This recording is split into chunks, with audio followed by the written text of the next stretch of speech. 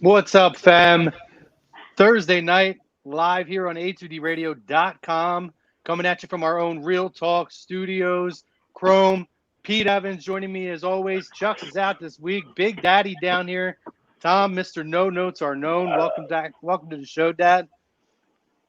Feels good to be here. People helping people. Feels people so good. Helping people. Hey, he's covering for Chucks, who's working on baby sleep scheduling duty this week and probably next week.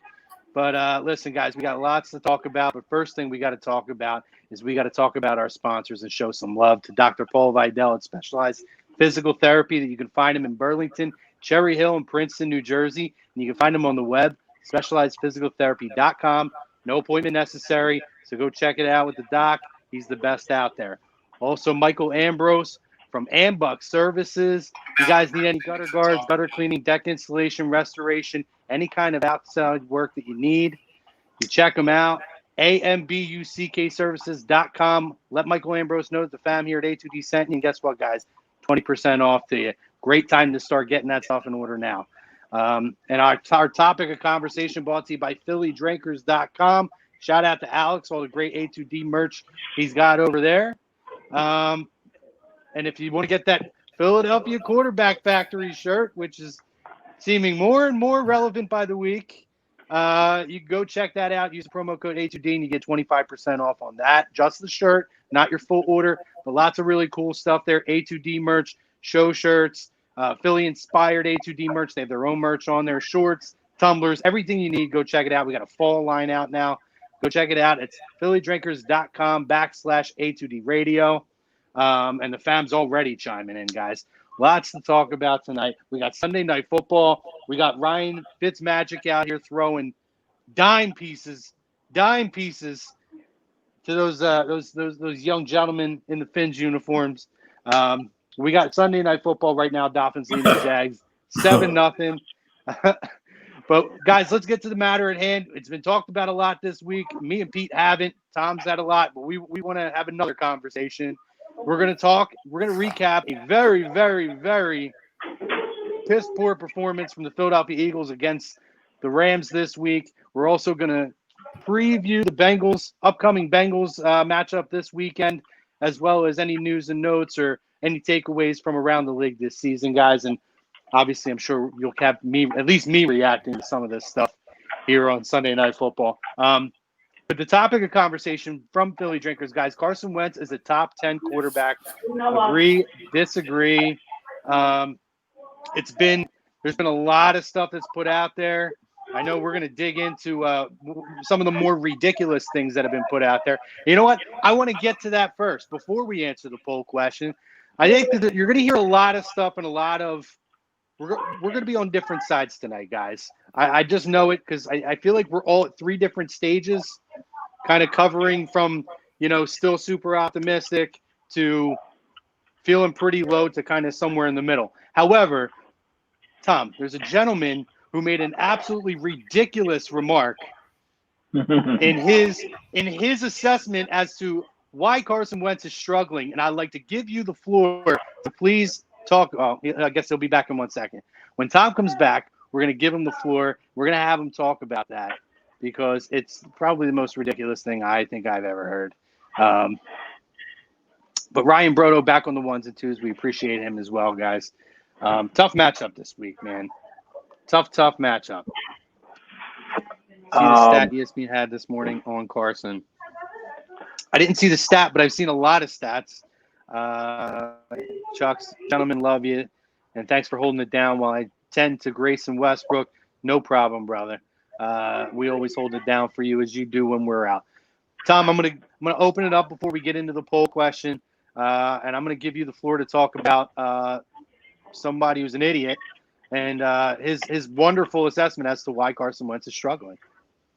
Yeah, I mean, with all due respect, and then when you say something like with all due respect, that means I can say whatever the hell I want to say about a guy, and I really don't care. So it's really not with all due respect. Everybody understands that. And Colin Cowherd has been doing this for a long time, all right? And I'm not a guy who's a hater of him, per se, right? I'm not. I mean, he's done a long time. I respect that. I give that credit, right? But every dog has his day where it's time to be put down. And today is a day where we're going to sit here and put down Colin Cowherd, because the remarks today are clickbait bullshit. Okay, that's what that is. That's what you're searching for attention so bad that you just want everybody to talk about it today. So we'll talk about it then, Colin. We'll talk about how does this, in terms of a backwards hat, represent an individual. Somebody tell me. I'll wait for somebody out there to tell me, wearing a backwards hat, and his quote, is this what a franchise quarterback looks like? Is this what leaders look like? What? What is that? Because the guy wears a backwards hat now, he's not a leader in the locker room? I mean, we're really searching now to just try to crush a guy because he struggled over 2 games. That's what we're doing. We're reaching as far as a backwards goddamn hat, saying the guy doesn't have control of his locker room. What happened last year when he was wearing a backwards hat? Somebody riddle me what happened last year with the backwards hat. Did I miss something on backwards hat gate? I've seen numerous franchise quarterbacks wear a backwards hat. I watched Dak Prescott wear a goddamn cowboy hat. All right? Like a legit cowboy hat. Like he just got off the horse. Which he did. A big win. But you understand? I guess when you win, you can wear whatever you want, according to Colin Cowherd. But when you struggle, we're going to pick you apart on everything you do. So if you wear a backwards hat, that's not what leaders do. That's not what leaders look like. If somebody 1 or 2 times after a drive doesn't come over and pat you on the butt or sit next to you, that means you lost the locker room. These are what these people are reaching for over 2 bad games of a guy who Pete's going to talk about later, and we're going to talk about who's played tight, in our opinion. Been tight with the football. Not loose as a goose, tight. So, with all due respect, how does that equal your production on the football field, your leadership in your locker room, and what kind of man you are off the field? Because I would like to know, because I'm wearing a backwards hat right now and I own a company. So does that dictate that that's not what a leader of a company does? Is that what you would tell me? If A2D struggled, you would say, Tom, it's because you're wearing your backwards hat, Tom. That's why. It's because of the backwards hat. I mean, you look, everybody looked at you and said, I can't respect this guy just because of the backwards hat. And I'm not a big backwards hat like this. It's just an A2D one. Right? You look like a goddamn trucker right now. Right? Look like a trucker, like a right? Or let's play hot in the street. You know what I mean? I've watched the president of Barstool wear a backwards hat. Does that mean he's not successful? And I think the guy's a douche. I mean, I'll smoke him in a verbal conversation about sports. But I'm talking about, does that mean he's not successful? I mean, he lost his locker room? It goes all around the world. What does that have to do with anything? If you tell me he's smacking his wife around, then we got a conversation. Big one. We're talking about a backwards hat. Dictates the man you are. Dictates you being not being a franchise quarterback. What is going on in 2020 where that's a freaking headline? I wouldn't want to play in this city. I would want no parts of playing in this city. That's what I'm getting to the point, though.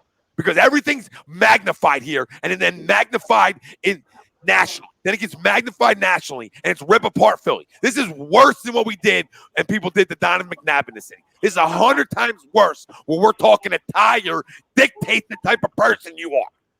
That's all I have. No notes. Besides the coil. So that's probably one of the worst and stupidest hots. And honestly, I'm with you. You know, I'm a hot and cold with Colin Cowherd. Right. You know, I think when he is who he actually is, he makes a lot of really good points. And I feel like, you know, when he really believes in something or somebody, he really steps up, and brings a lot to the table. I just feel like at this point, what he's become, and really it's been over the last 2 or 3 or 4, maybe even go as far back as 4 years, is he's one of those guys now who he's a phony. He is Mr. Clickbait. I'm going to say whatever I need to do to get the eyes on me because they want to, you know, take the attention away from ESPN or NFL Network or wherever anybody's at who's taking away attention. You know, he sees what Skip Bayless is doing out there, and love him or hate him, but Skip's getting all this attention for this and that, all his bullshit. And I feel like Colin is he's not on the Skip level, but he has moments. There's moments there where I wonder, is this who this guy's going to be? It's why I don't like Mikey Miss back in the day. Mikey Miss, to me, was pretty damn good at what he did back in the day. And then he started doing Phillies pre-games or post-games or whatever it was, and he started becoming a guy with an agenda and a guy who became a character. And then it became less about talking sports, and it became, how do I maintain this character? And unfortunately, that's where a lot of these guys are falling into. And then you have someone like Carson Wentz who, listen, I'm going to say things tonight that are going to be critical of Carson Wentz. I'm not going to talk about him wearing a backwards hat or his shirt being untucked or anything, or his fucking shoelace untied, or the fact that he doesn't have any shoelaces. That's the most ridiculous and asinine bullshit I've ever heard. It's a reach, and it's sad that this is the state that we're in now, where unlike a news media source, a sports media source like us, who just come on and actually talk sports and grow because we're here for the fam to give them an outlet, and they know they're not going to get bullshit about backwards hats here. This is what the mainstream sports media is becoming now. And that's why people look for alternatives. So you know what? In a way, keep talking, Colin, because you're making us look better, brother. Like, it's crazy that you're on mainstream media and you're there to talk about your opinion or how you view the game and whatever credible sources you have. And listen, I saw somebody say Colin Cowherd's rocking a goatee now. I haven't watched the show or seen Colin Cowherd in probably 6 months. I know that face ain't built for no facial hair.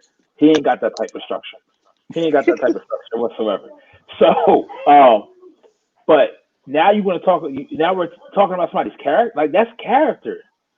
That's straight profiling on that. You know what I mean? Like, and you like for a leader to profile in that fashion is really to say because he got a backwards hat. That's the reason why he's paralleled with his feet when he throws sometimes, and he's missing his targets. He's missing wide open passes, or every drive that the Eagles have is feel like it's pulling teeth, where we getting Jared Goff and Sean McVay getting 20, 15 yards to the clip.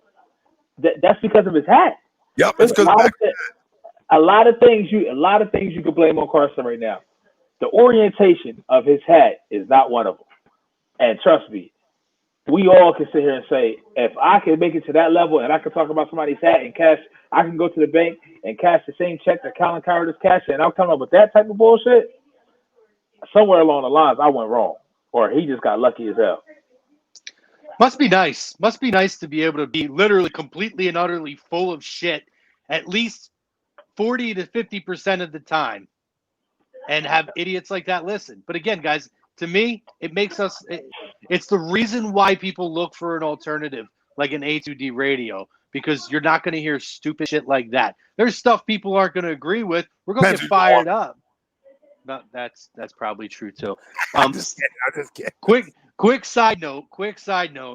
I just had a moment of happiness and then a moment of absolute despair when I just watched Jordan Howard score a touchdown, because Miami scored. They're up 14-0. Oh, by the way, Jordan Howard should have been on the Philadelphia Eagles this year. Fuck, man. I hate this fucking football team so bad right now. I'm sorry. Go ahead. Continue. Sorry for another day. But no, Pete's point has nothing to do with the way you perform on a football field. I mean, like I said, Dak Prescott's wearing a cowboy hat. I mean, look at the NBA. Yeah, have you seen Russell Westbrook show up for a game? I mean, listen, he's not the greatest player in the world, but have you seen some of these guys dress? Like, who cares about guys dressed? Look at Michael Jordan or look at Allen Iverson. All right, I mean, he was the epitome of bringing the hip hop culture into the mainstream of the NBA. Now, did the NBA get away from that briefly? Yes, they did, but they realized that that's part of the culture that they should be embracing, because honestly, that's probably one of their demographic wise. That's the people that your athletes identify the most with, and to take away the identity of the sport, which is a hip hop culture, was absolutely asinine. And I mean, kudos to them. I don't feel like everybody needs to walk in a fucking suit or a sweater with a turtleneck and a chain around it, whatever it is. Like, be yourself. To me, that's where you get people, the most engaged and happy. It's like the world that we live in now, right? The workforce that we live in now. Production is up because people are working from home or they're working in a different structure of their business to where there's more of your own self. You can be yourself at home and be comfortable or whatever it is. And that's all about, that's what people want. People want to be appreciated for who they are, not be told to given a number, be told to get in line. And that's all you really are to people. People want to be celebrated for their individuality and allowed to show who they are. And that's, you wear suits all the time on game day. So I'm confused. You're talking about a presser during the week, bro. You're talking about a presser during the week. You ain't talking about a freaking Sunday game day presser afterwards. Okay? You're talking about during the week. That picture that was taken was during the week interview. That wasn't done after the game. Am I correct? That photo wasn't after the game, was it? I don't believe so. Was that his presser after the game? Which is fine because he's in a Zoom. But quick thing, Brinks, don't come in here and give me any. Oh, Jordan Howard's got 14 yards on 12 carries, bro. Because I'll tell you right now, I don't give a fuck if he's got 6 yards on 17 carries. He just put a touchdown in the red zone where you fucking need it, okay? Where you need guys who are going to get into the end zone and make plays. So I don't even want to hear it. If you want to sit out there and you want to continue to run out there, the fucking Corey Clements, who would probably barely make a practice squad anywhere else in this league, go right ahead. But you pump the brakes there, bud. And I love Brinks. So, he knows that. Real quick, with Don's question, I don't think he's ever talked about. I mean, I know he's had beef with Baker Mayfield. Him and Baker kind of went at it. But I've never heard him go out his way to talk about the hat. But see, the thing is, if we can kind of get segue? Is that the word? Transition, yeah, sure. Whatever you want to call it, to why we feel as if Carson is where he's at, and to answer the poll question, and valid reasons. But just from the mainstream media's point of view, Carson is, for whatever reason, and I've never seen somebody be this villainized for non-off the field shit. Like, this is all on the field. You never question his character. You never question any of that. But for some reason, he just has that face, that look when he fucks up. It's like the roaches come out, bro. It's like they smell blood in the water and everybody just attacks. And I don't know where that came from.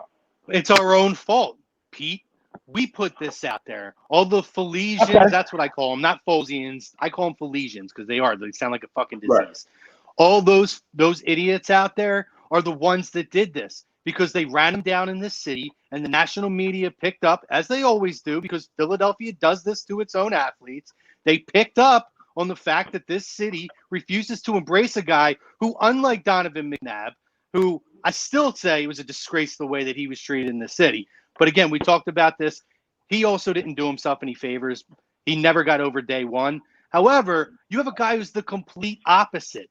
A guy who is from North Dakota, who came to Philadelphia in one of the toughest sports towns in the country, in the toughest region, a northeast sports town in the country, coming out of the mountains and hills in North Dakota, and came in here and absolutely embraced everything about Philadelphia.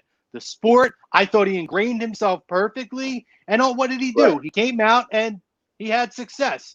And because one guy came in and gave you 10 of the greatest quarters of his life, because Carson got hurt after they secured home field advantage for the entire playoffs, nobody will ever let him live that down. Ever.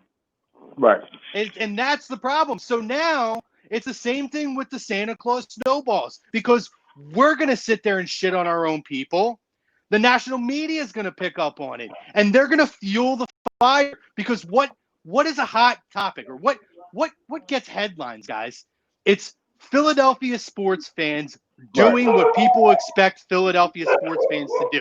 So even if the flame starts to simmer down a little bit, now you have the national media that's going to go out there and they're going to fan the flame to build it back up and build it back up. And then you have our own idiots like Mike Missinelli, and I'll say his name 1,000 times because I can't stand the guy, who come out here and have these stupid hot takes, who basically have these lazy takes that the national media, whose takes are lazy, are, because that's what's going to get idiots to call in and sound like morons.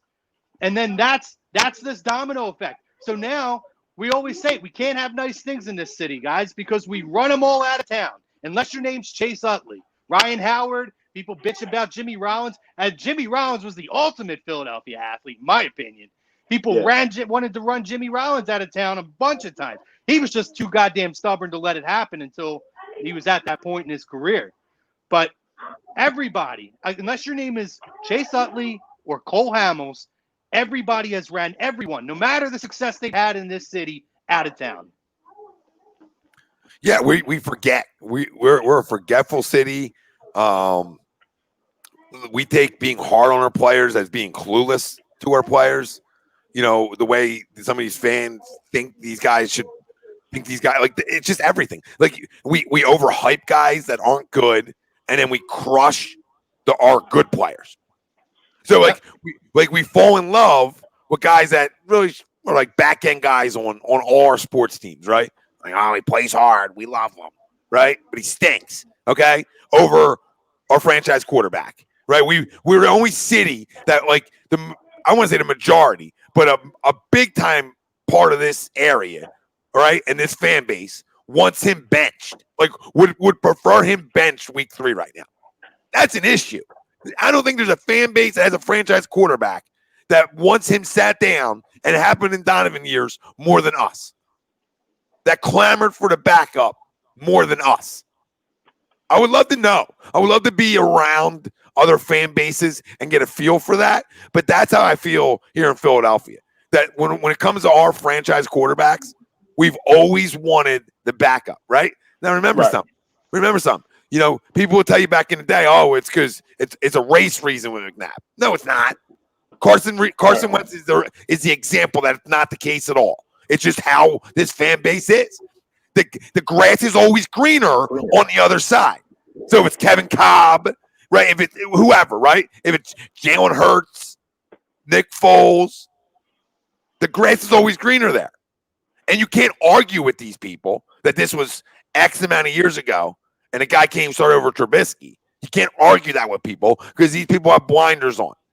And all that mattered was a Super Bowl.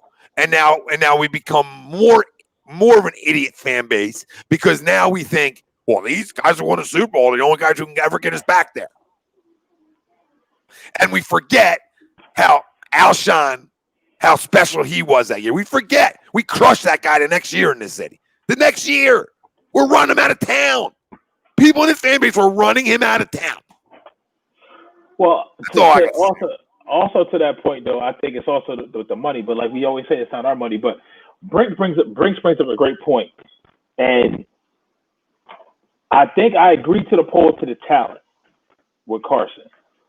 But solely to Brinks' point, this organization and those who have the power, you can kind of read between the lines of what I'm talking about, have always had 1 foot in and 1 foot out with Wentz. And most of the majority of the fan base now has had the same thing. He's never had the 100% undeniable loyalty from the organization and from a certain part of the fan base. And it's hard for somebody to deal with that. And Carl, me and you were talking all day, is like the mental toughness comes into play. But you think about it, like literally, if you go back to 2017, when he did what he did, those first 13 games of the season, wouldn't be in that position. Foles came in, he closed the door, wins the chip. I don't know any team at any point that had the chance to make a decision and go one direction or other and had 2 quarterbacks that had that much high value at one time. Because you had Carson Wentz coming off the ACL injury, but arguably he was the MVP of the year. Then you have Foles, who just did what he did and went on that crazy Joe Flacco-esque stretch. And then, okay, you didn't cash your chips on either one, and maybe that wouldn't have been the right decision. But I will tell you this right now, and I'm not saying I want this, because I still believe in Wentz. He has to get his mechanics straightened out, and he has to be held accountable. But this fan base right now being in a completely different spot, if Foles was still here and Hurts was the backup, people wouldn't even be going and losing their shit like they losing it right now. Because you got the guy that's still here that won you a Super Bowl. But because Carson didn't do that, and we have such a recency bias history, people have already forgot about the 4 games at the end of last year already. Yep. You see what I'm saying? Like, we're talking about six games ago. 6 games ago. The injury did it, Pete. As soon as the concussion happened, right? It's a sad thing. As soon as I bet you this, TA. If he doesn't get the concussion, I don't even think we take Jalen Hurts in the second round. I agree with you. I think it's a panic move by the general manager. All right, because he's worried. He's worried that, you know, if they don't have the guy behind him, he's going to get banged up. And he's worried after he gave him $100+ million. Yes.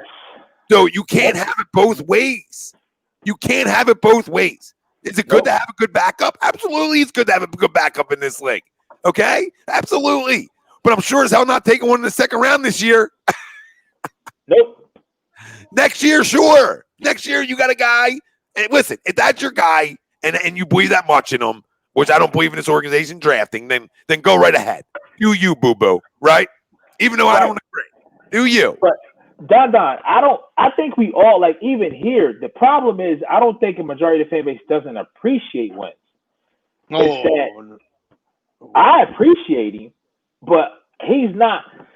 I don't think everybody's like us though, Pete. We both. I know. So you think there's some people out there that just hate him. Like this already. He's not good. Let me wash my hands with him. Let's move on to the next one. Yeah. Yeah. There's a lot of people out there I don't think that appreciate Carson Wentz, don't appreciate what he's done, who, you know, I'm not going to go down the list of injuries and everything and the circumstances that make that a lazy argument because we've done that a couple of times over the last couple of weeks. I'm not going to rehash over his injuries. But one of them really was one that could be concerning, and that was the Super Bowl year. But he did everything he needed to do that year to even give us a chance.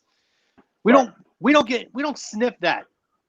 We don't get that out of Nick Foles for 15 or 16 games in the regular season. Sorry, guys, not happening. We saw him during that year. He stunk during the regular season when he was in. He stunk in the first round. He gave us, well, I don't want to say he totally stunk. He gave us like 10 really great quarters, 8 to 10 quarters at the very end of the year. And he's never done it since. Never even come close to it. And he had a pimp wide receiver on the outside that everybody forgets in this city. You're talking about the guy was tight end, and a monster of a backfield. Yeah, forget all that, Chrome. That you had a 27-year-old wide receiver in his prime who couldn't be stopped really, like in a catch radius situation. You know what I mean? Like you could just throw it up to him and he's making catches. He can do everything. He can run across the middle, right? He can run a post. He can run a flag. He can run an out. He can run an out and up. He can run a stop and go. I mean, he can run every route in the tree. And that's the biggest loss to this football team offensively since the Super Bowl.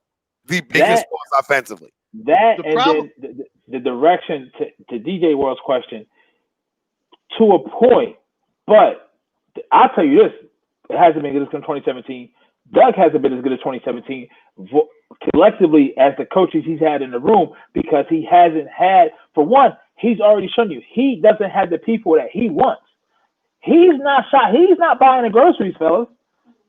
You feel what I'm saying? He came out and said, Mike Grove's still going to be here. Next day later, Grove's gone. So he doesn't have the power. Who you think has these titles and who has the power? Listen, Eagles fans, A2D fan base, it's not there. He's not the one pulling the strings with 100% complete autonomy. He's not doing it. He doesn't have that all say-so. When he had all say-so, the second year in the regime when he had Frank Wright and DeFilippo, what happened? Everything came together. Carson was more consistent. The offense was more consistent. They took more chances. We attacked teams' weaknesses. Now, if you watch that game, you watched the game today, Chrome, so you had the most freshest look out of probably any of us. That offense looked like there was wide open things there. It didn't look like literally Sean McVay's offense had people had 10, 15 yards, 5 yards of gap between anyone else was around. You see what I'm saying? So it's so many different things and it's just Carson because when Carson's bad, he's like it's we'll get to it. It's bad, bro. Like there's no in between. You see what I'm saying? There's no middle ground. I think. Well, I digress. You take it. But again, I got to keep running back to this, and it's not a freaking excuse. It's just facts. You're talking about zero 1,000-yard guy on your outside. Zilch at this point of their career. But Zilch. If the offense that they're in, Tom, doesn't get them open, that's you see what I'm saying? So I get what you're saying to a point, but on one play from this past week, it was 3rd and 5, right before the punt fumble, the recovery. 3rd and 5, he missed Ertz by like, you could have stacked 2 Alshon Jeffries in every which way from Ertz, on the top, to the left, and to the right. There's no way he would have caught that. Yeah, because listen, you're tight. He's tight with his throws, right? He's tight. He's okay. Not decisive. He's not decisive right now, and it all stems to chemistry to me. And I'll put chemistry on the back burner, and I'll say it to me. It's the lack of trust on the outside. Forget the tight ends. Well, you got to win on the outside in this league, right? Tight ends are nice compliments to having a great wide receiver on the outside. That's factual in today's NFL. It's a pass-happy league, and we're the only team that wants to try to contend without a legit number 1 wide receiver. And people can poo-poo it. People can look down on what I'm trying to say, and I'm going to tell you, look what happened last year. He had to put this team on his back against bad football teams with zero wide receiver that went over like, 5? Right? I mean, it's disgraceful. That's not putting weapons around your franchise quarterback. That's doing the opposite. These freaking Band-Aid draft picks. These Band-Aid Deshaun Jacksons. So the only hope for this football team offensively, I'm sorry, Chrome, last one, is Alshon. And I'll continue to stress that. Go get somebody. Listen, although I agree with a lot of what you're saying, again, I watched the game back today, and it was brutal to watch again. But this is where I'm kind of in between, right? So I put a lot of it on Carson, but, now maybe thinking about it, is it the coaching? Because there were multiple situations where Carson is wide open or he's in the pocket. He has time, and he's panicking. He's panicking when nobody's rushing him, and he's making panic decisions in the pocket. There was a play that me and Pete were talking about, the one interception. I think it was the 3rd quarter. I'm trying to remember where it was. Anyway. Listen, you're talking about the JJ one? Crum, you're talking might have been the JJ one. They're making him a statue. They're making him a statue. Right, and that's a problem. So I'll give you that. It was the JJ one. First and 10 from the 21-yard line. Two of them, by the way. 2 of them. The 3rd and 4th quarter. Both 1st and 10, both had, at least the 3rd quarter, they had a drive of 11 plays and 65 yards. They marched right down the field, and nobody around him, and he throws the ball into it was double coverage because the safety help was over the top, and there was nobody else there, and you threw it right into 2 defenders, and he wasn't even rushed. If he sweeps out and just moves a little bit to his left, he can extend the play, or honestly, he had the whole left side of the field. He could have ran it for a freaking 4 or 5 yard gain and slid, or throw the ball away, throw it high.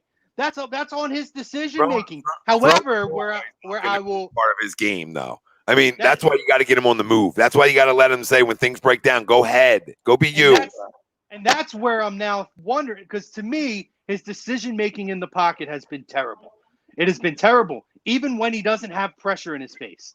So part of his game when he was his most successful was allowing him to be a little bit mobile. And the fact that he's not, it makes me wonder how much this coaching staff or this front office pulled him to the side and said, listen, we got an investment in you, dude. We need you to not be running around the field and putting yourself at risk. We need you to stay on the field and stay in the pocket.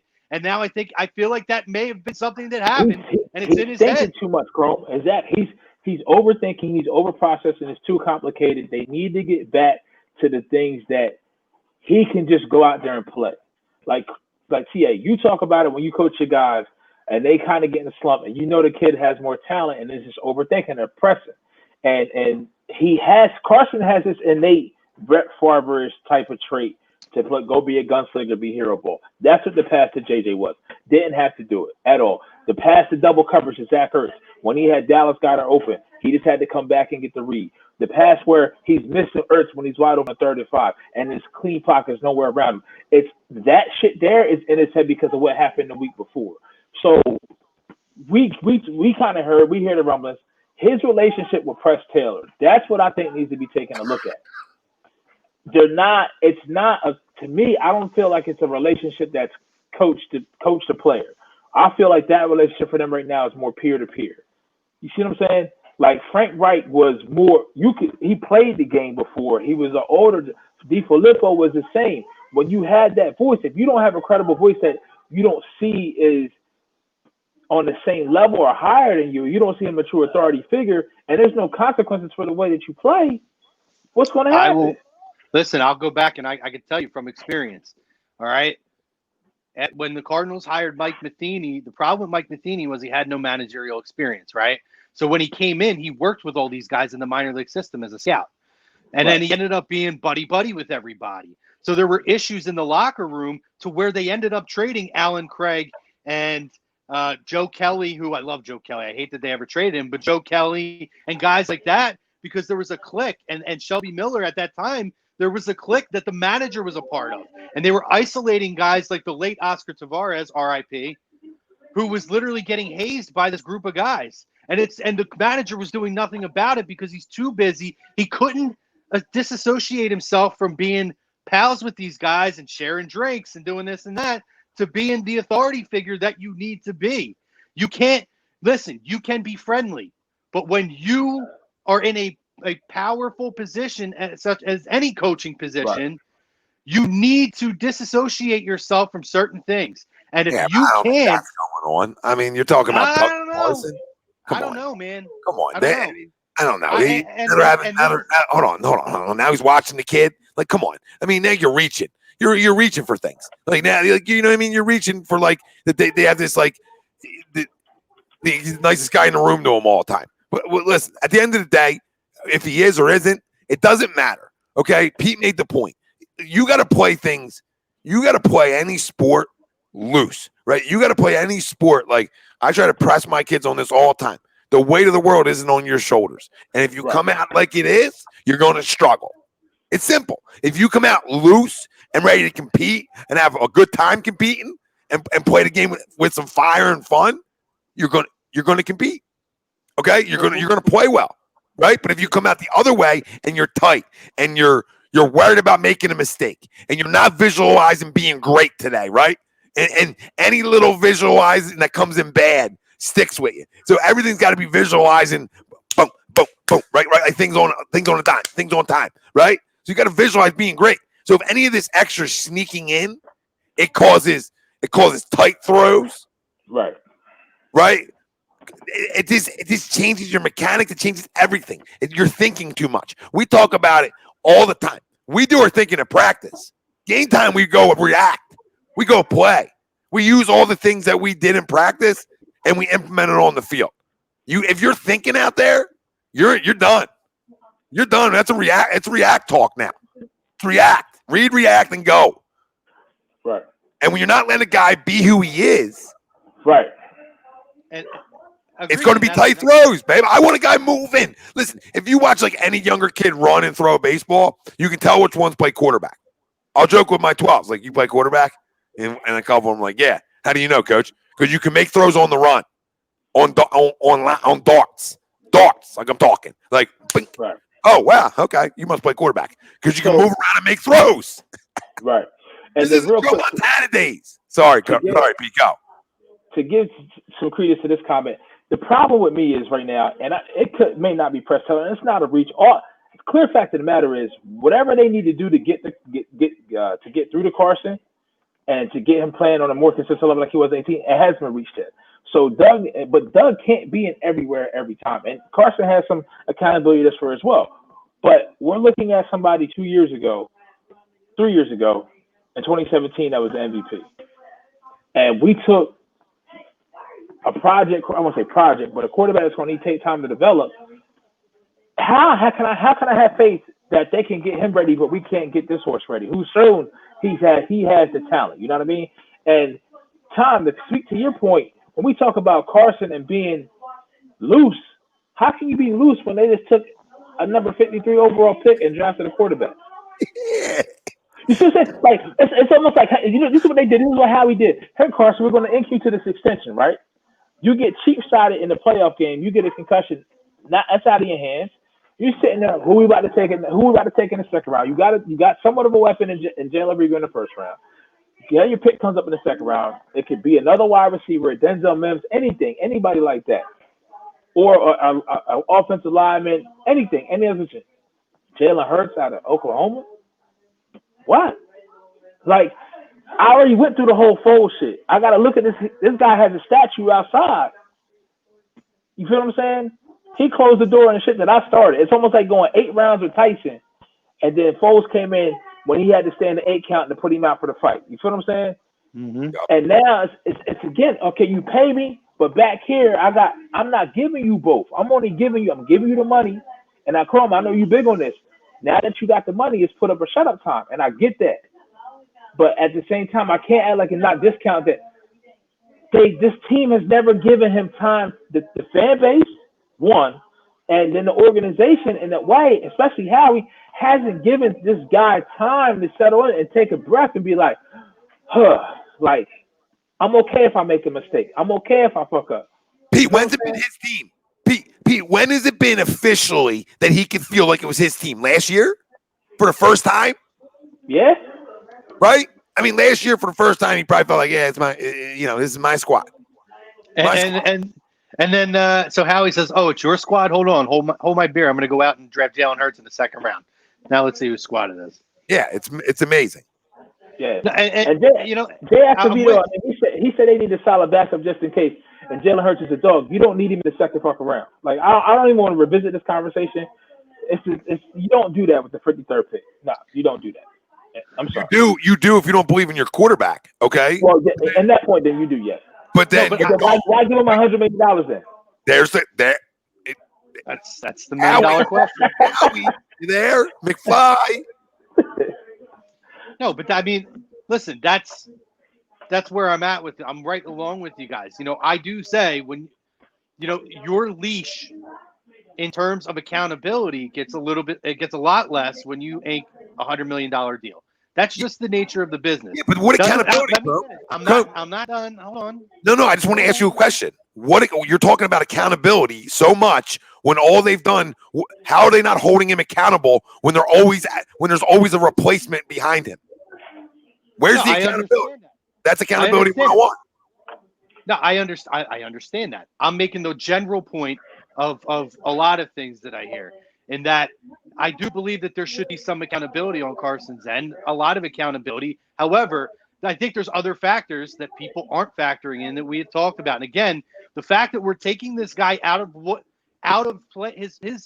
his niche, his playing style, which is being a playmaker, and using his legs, which was everything in college that made him successful, everything that made him successful in 16 and 17 and parts of 18 before he got hurt.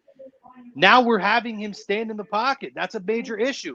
Now, I do think at some point, if this is who he's going to be, which God forbid, I really hope not, then he has to learn to be a pocket quarterback. Because what I'm seeing is if this is who they're expecting him to be, he's not developing in that. I don't want him to. I want him to use his legs. I'm concerned that there has to have been a conversation somewhere along the lines, whether it's with the coaching staff or higher above with Howie or whoever's signing the checks, Jeffrey Lurie, that we need to protect our investment, because a lot of what I saw running plays back 2 and 3 times, really watching the plays this week, was a guy who had plenty of time, plenty of field to just shuffle his feet 3 or 4 steps to one way or the other.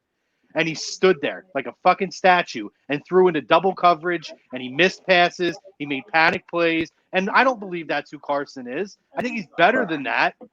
But that's who he is right now, because that's how I feel like that's who they want him to be. So that's who he is right now.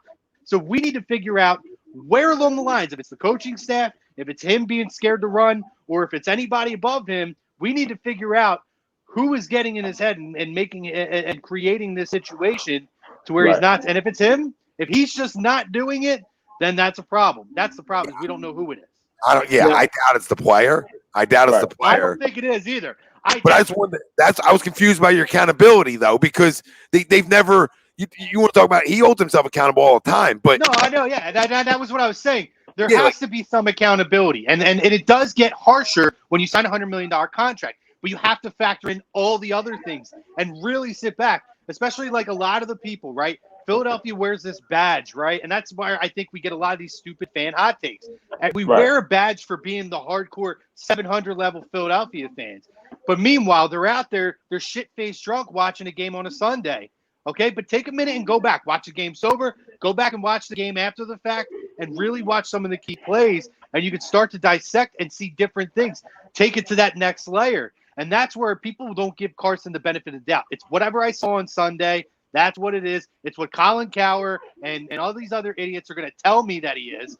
Skip Bayless is. I'm going to go with that and run with that because that seems to be the popular opinion. But take a minute and break it down. There's other factors. And I believe, Tom, 100% there are other players involved in that organization that are changing the playing style of this player. And it is hurting him. It's hurting his team. I think it's putting guys in positions to get hurt more on the field, but particularly this year where it seems like one of my takeaways from the NFL is the insane amount of injuries that's happening to top players in the league. And we talked about it before, right? Everybody thought that all these preseason games were a bad idea. Well, it turns out for conditioning wise and for getting yourself prepped, maybe you fucking need them because these guys are going all out from 0 to 100 and you're having a lot of issues. And that's Pete, real quick. And we're seeing it here. Yeah. You know what else puts pressure on a quarterback on Sunday? I'm just here to tell the world. What, a defensive line? Well, yeah. First off, your 191 yards given up on the ground doesn't help anybody. That's a guaranteed loss. Okay, that's a guaranteed loss in the NFL. If you get gassed almost 200, you're losing. I haven't seen him get ran on like that in years. Now that doesn't mean he gets a pass. Right. No, I mean, this takes 2 to tango to win in this league. You need both to be going well. But what I will say is, who was the backup on Sunday? That's all. Now, real quick, I'm gonna give you two. I'm gonna give you. If I told you that Carson's career is tracking very similar to a number 1 overall pick, not number 2, that had one great season and won the MVP, took his team to the Super Bowl, couldn't cash the deal. Now is not with the team that he got drafted by. It is in another team, and recently has some injury history as well, but also gets a lot of scrutiny. Wentz gets more, but now has a change of scenery, and it looks like he's back to his old self. Cam? Exactly. It's so many parallels to the career, it's not even funny. But Carson obviously is on a lot less, but you think about it with Cam's year was 2015. He won the MVP, right? That was his 11, 12, 13, 14, 15. That was his 5th season. This is Carson's 5th season. He did it in the 2nd season where he the light bulb went off. Yeah. There's no easy answer to this shit at all. What sucks is we would feel a lot differently. 2 ways we would feel a lot differently. If we win the Washington game, sorry, Yusuf. We win the Washington game, we would feel a lot differently. But going into the next week, the Rams game is the Rams game. If he doesn't throw the pick, we don't know what happens. But I'll tell you what really makes us sick is the fact of you got Washington, they look like they're coming back down to earth. Once again, sorry, Yusuf. 2, Barkley's out with the ACL. If the fucking Atlanta Falcons hands team can jump on the goddamn ball, I would feel so much better. Because honestly, and TA, you may disagree with me on this, I've seen Doug have his team resilient.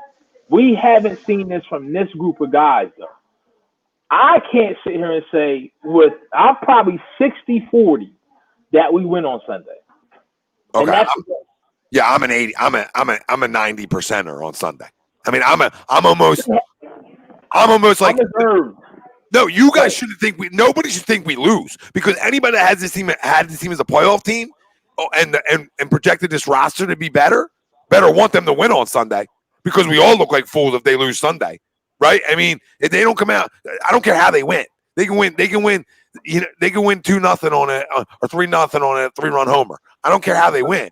So you just get me in the locker room with a win, and we'll go from here. But you know, they better win on Sunday because I look like we all look like idiots. I mean, we all thought this roster was a good roster, and we thought this more so that this defense, at least I did, was a top 10 caliber defense in football. I mean, that's where all their money went. That's where all your money went, Howie. Yo, your defensive front, your secondary, okay. And Avonte Maddox can't cover me or you, by the way. So all the Avonte Maddox play on the outside guys got to go buy a clue. All right? Wait till this week. He's 5'9", and guess what? Tyler Boyd 6'2", 6'3". AJ Green is 6'4", 6'5". Oh, they're going to eat on that. They're going to eat on him because everybody runs routes on him is wide open. So it's just going to challenge him with jump balls. But wherever this team has put their shit, at the end of the day, players got to play. But you got to fault the people that pick the players and the decisions from there. I mean, heaven forbid if you do that, right? Heaven forbid if you lay blame at the feet of the person that made the choices that's handing in the cards to Roger Goodell, right? Don't do that, because I'm going to be honest with you. This is what I feel is going to happen. If they don't have a good season, I'm going to give you Howie, Carson, Doug. Out of what you've seen so far, who's the first one to go? Howie. Sorry, Crum, I click on the buzzer. If you're making a decision, I didn't even need to. I agree, 100%. There's no other answer. But look at if it's Jeff Lurie, who's out of those three, who's the first one to go? Howie, Doug, Carson. Howie. I don't think he gets rid of Howie first. I'm telling you, Doug. I think it's Doug first. I agree with you because that's how much he's like they're on a blow fest with each other. Okay.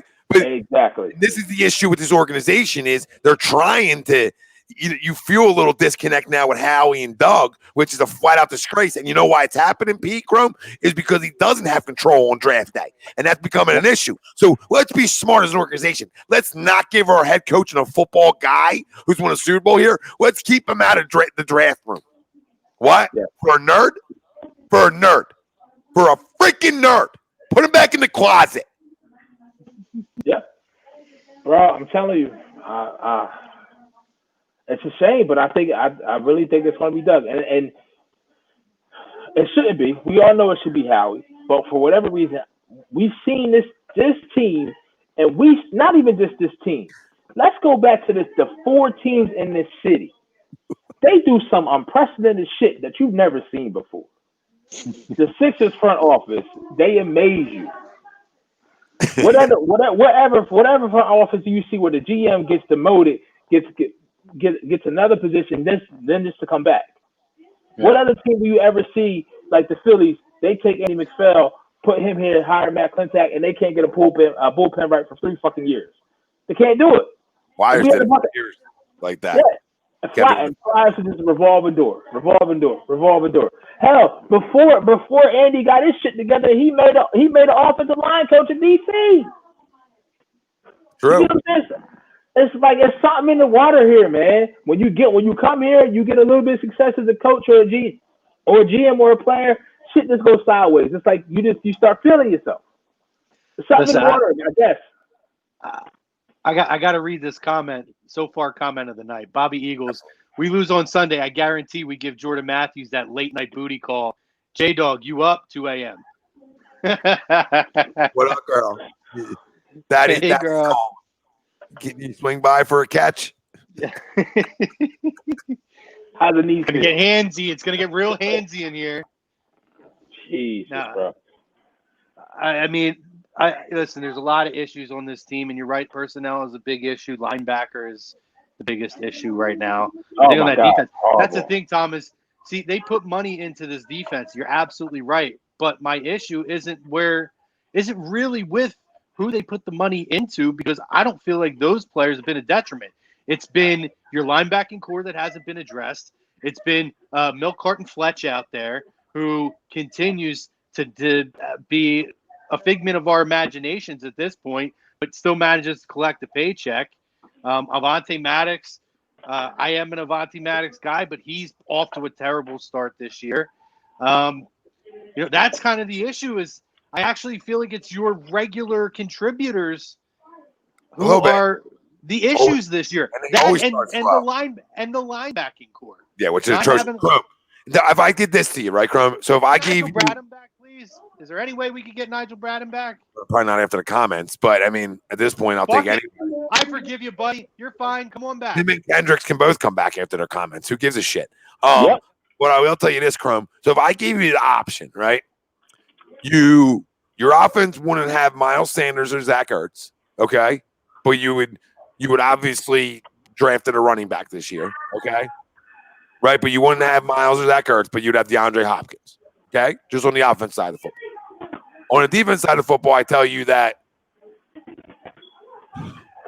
you don't have Slay, okay? You don't have Slay, and maybe you don't have Hargrave, okay? But you have Jalen Ramsey. What direction are you guys going? Oh. Fuck them picks, man.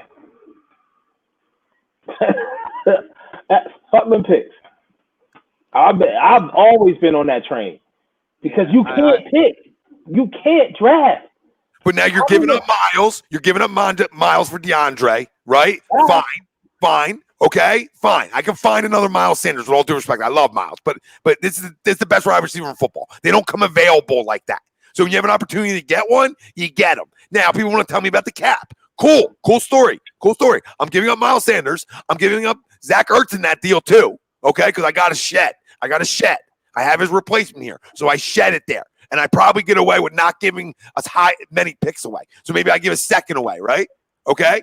So there's money again, right? With another second-round pick, that's money. That's all money given away for DeAndre Hopkins. I don't sign Hargrave, that's money. I don't put Slay on my books, that's money. There's your $100 million or whatever you got. It's 101. I can do it with nothing. No notepad, nothing. I just told you how you can break it down and get it done if you got a sack, if you're really trying to win, if you really want to be on Broad Street again, okay, you have your option. Now you surround your football team and you build your football team around Jalen Ramsey, DeAndre Hopkins, and Carson Wentz. Is that a little better? Pull up Yusef's comment real quick, bro. Look at this shit. The Eagles could have had Wentz, Dobbins, and D-Hop. That would be insane. And I'm not like Mr. J.K. Dobbins, but if you told me that that's how I could have it, I would have it. I would take it. I would. Absolutely. Now Dallas Goedert has 10 catches a game over the middle because you know how much coverage they got to roll? People don't even realize it. How much they got to put in, they still don't stop the guy. I mean, team's game plan to stop him, and they still don't stop him. Nope. It's just, it's so frustrating. The hesitancy to pull the trigger on some of the deals that actually benefit the team from all aspects and help your quarterback that you just gave $100 million to, and then you give us the other line and the other side. You want to do the dumb shit and draft Jalen Hurts in the 53rd overall pick. It's ridiculous, bro. And listen, Spidey, you're not have to give up that many picks. I mean, you're giving up the picks for Ramsey, obviously, right? Which I don't remember what that was again. Was that 2 firsts? Nah, I think it was 2 firsts. 2 firsts for Ramsey? Okay. Yeah. So this day it's 2 firsts. Fine. That's money off your books. That's 2 first-round picks that you don't got to pay. So that equals money off your books. That works both ways. And that doesn't equal $100 million. Well, if you swap out Ramsey but you get Yannick, does that change your opinion? Okay, so you say don't go. So bring Slay in, bring Slay in, and then bring in Yannick. Oh, I'll go that way. Yeah. Second.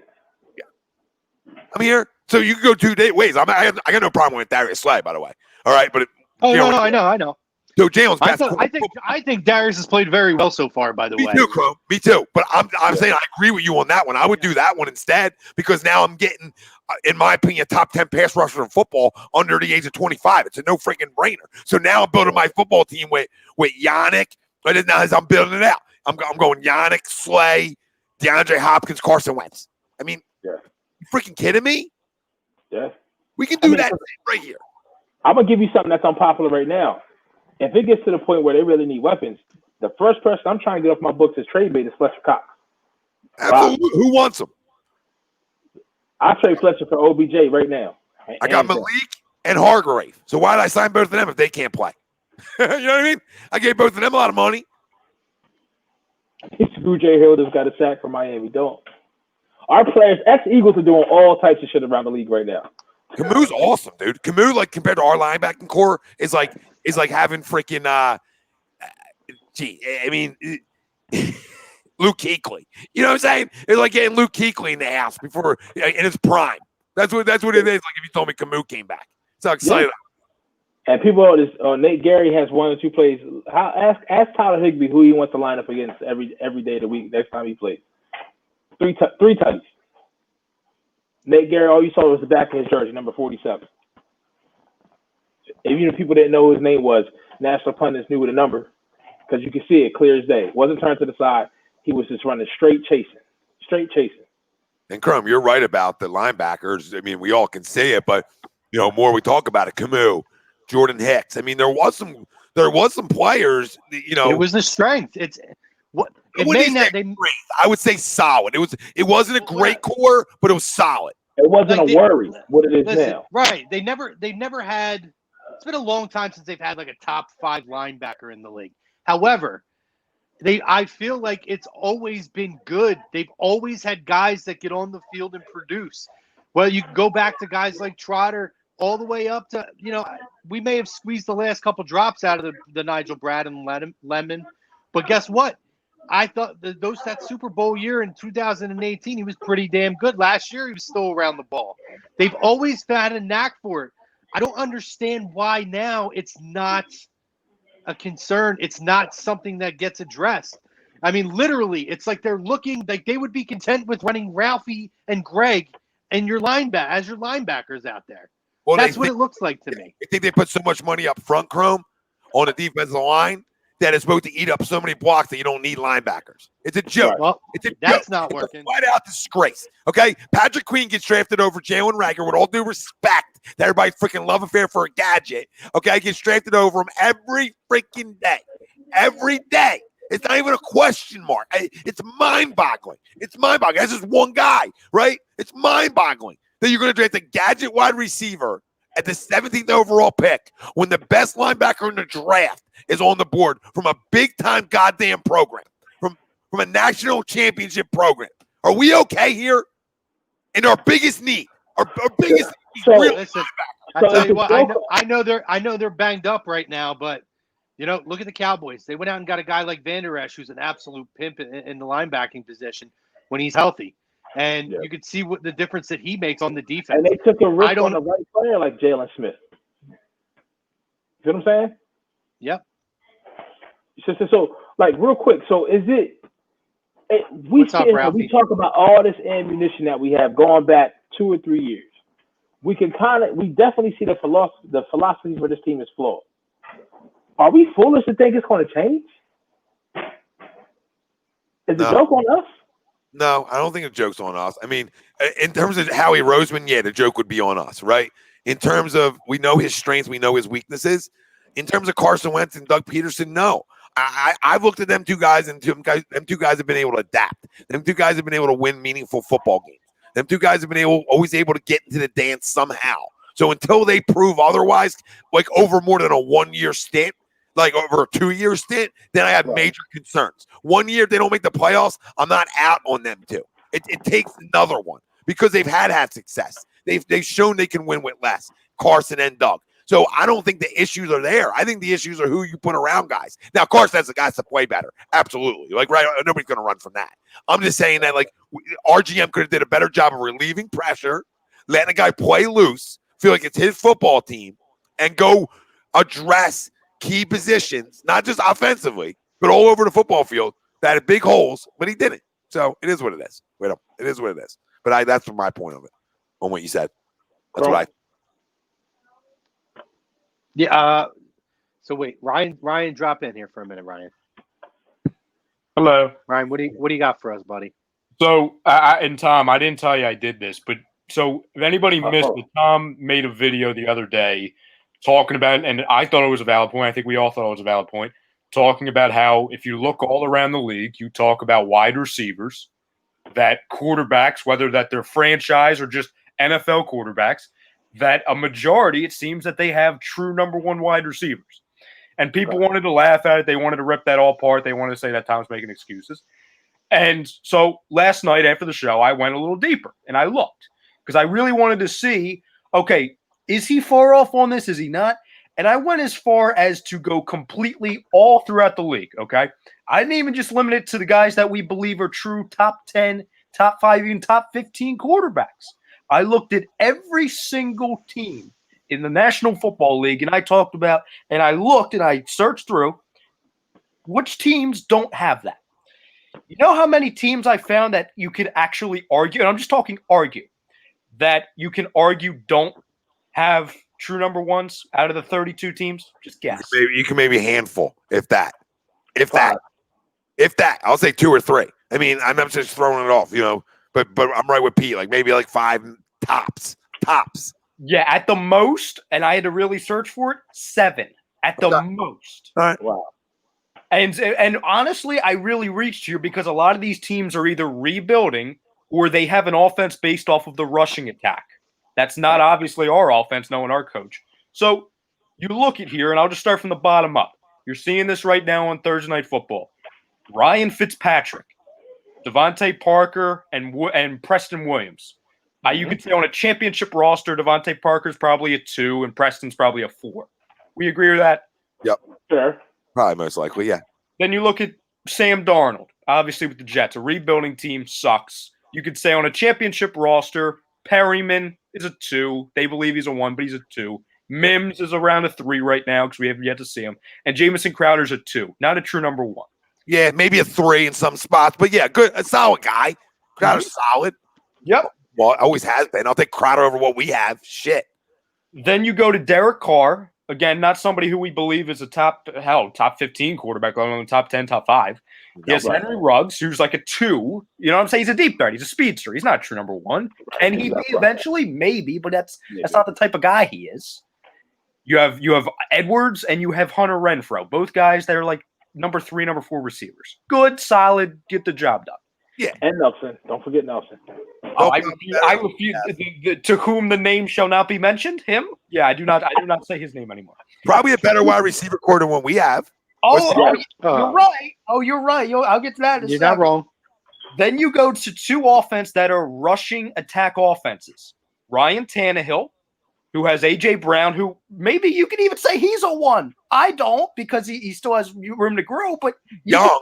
Yeah, he's young, right? He's a 1 here. He walks in the room as the best wide receiver on this roster. Yeah, true. And then Corey Davis, he's kind of underachieved, but I take him. I'll take Corey. I said it before. All 5 of them. I think Corey Davis is a guy who a change of scenery would benefit him, honestly. I don't know why he's not succeeding there, but I just feel like that there is a lot of talent. He could be a very productive number 2 on a football team. Right. Then you go to obviously the 49ers with Jimmy G. Again, rushing attack offense. It's based off of George Kittle in the rushing attack. He's got Deebo Samuel and Brandon Ayuk. You know what I'm saying? I believe that Deebo Samuel will be a number 1. Maybe he's not there yet. You got Brandon Ayuk as well. Were the Giants on your list? Because they don't have a number 1. No, yeah. Right now they're a number 1's. I consider Slayton a 1. I do. I'm a big Slayton guy. Yeah, I'm not there, but he's better than anything on our roster. Yeah. Right. Yeah. Tom's like, I'll take them all. Any of them. Give me any of them. So the only guy. So then I come back to one name before I get back to Carson, and we talked about it last night, Tom. Deshaun Watson, and even he has a bunch of number 2s. Brandon Cooks number 2, Will Fuller number 2, Kenny Stills number 2. And Randall Cobb, he used to be great. At worst, he's a number 3. Yeah. Right. I love Will Fuller. If that guy could stay healthy, man, I'd take him in a heartbeat. And then to Tom, your point when you talk about we're taking all these guys over what we have, and tell me if I'm wrong here. On a championship roster, Deshaun Jackson's a 2. He's not a 1. He's a 2 at best. Yeah, Honestly, at this point in his career, I might even knock him down a peg to 3. Yeah, he's like a 3. He's a 3 on a championship roster, maybe a 2, but your 1's got to be a pimp. Yep. Yeah. Rager on a championship roster is either a 3 or a 4. 4. He's a 4. Yep. On a championship roster. If that, he might even be your 5th. And then you look at Greg Ward. He's probably not on your roster. No disrespect. Right. And J.J. Arcega blindsides in the friggin' CFL. On the practice squad. I don't even think he's good enough for that.